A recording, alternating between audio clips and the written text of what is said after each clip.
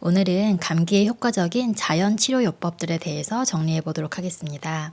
엘사는 생이약 치료 이후로는 항생제는 먹인 적이 없고 해열제는 초반엔 이부프로펜 계열을 몇 번 먹인 적이 있는데 지금은 그것도 먹이지 않고 있습니다.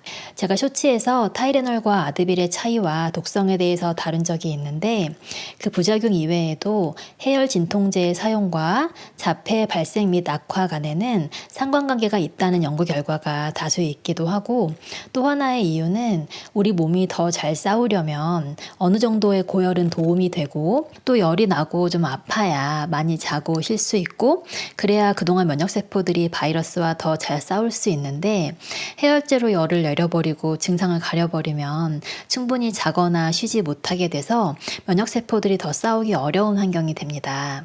그리고 또 하나 알아두실 점은 아스피린 계열은 아이들에게 굉장히 심각한 뇌염과 간 손상을 일으키는 라이 증후군을 유발시킬 수 있습니다.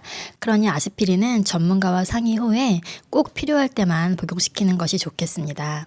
그럼 이제 제가 학교에서 배우고 엘사에게도 적용하고 있는 자연치료 요법들을 소개해 드릴 텐데요.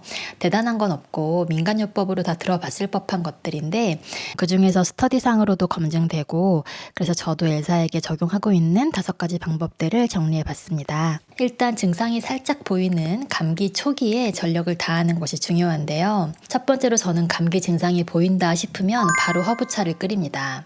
저희 교수님께서 추천해 주신 조합이 있는데 클로브, 로즈마리, 세이지, 타임, 오레가노를 섞어서 1리터의 물에 1시간 이상 끓이고 3일 동안 하루 1에서 2리터 정도를 마시는 겁니다.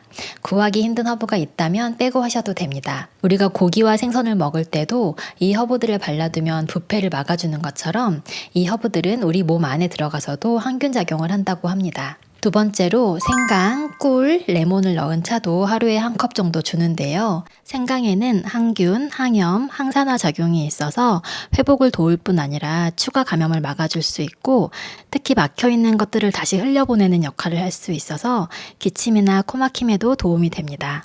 꿀도 항균 효과, 항염 효과가 있어서 같이 넣어주면 좋은데요. 다만 1세 이하는 클로스트리디움 보툴리늄 감염 위험이 있으니 사용하시면 안 되겠습니다.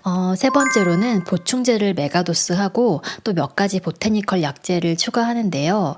원래 먹던 비타민 D, 비타민 C, 아연은 메가도스를 하고 추가로 허브류의 약들을 좀 더 먹이는데요. 엘더베리나 안드로그라피스 같은 항균, 항바이러스, 항염, 면역 증진, 또 자양강장 등의 효과가 있는 허브 캡슐들이 있어요. 그것들을 추가로 좀 더 먹이고, 기침을 할 때는 아이비리프 물약을 먹이고 있습니다.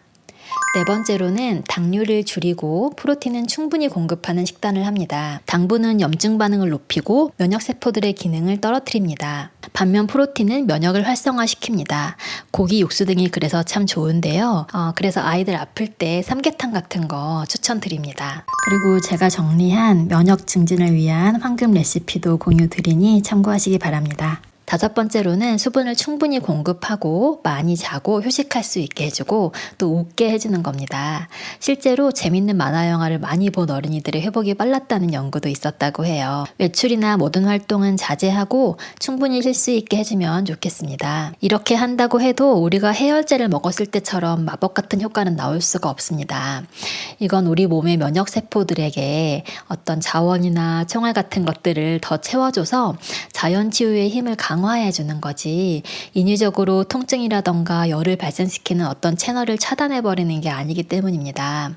2, 3일간은 증상이 심하고 회복에는 7일에서 10일이 걸리고 기침은 2, 3주 지속되는 것이 당연하다 생각하시면 좋겠고, 몸의 부담을 줄이고 증상을 조금 완화시켜주고 더 수월하게 회복하고 박테리아 감염으로 악화되는 걸 예방하는 차원으로 생각하시면 좋겠습니다.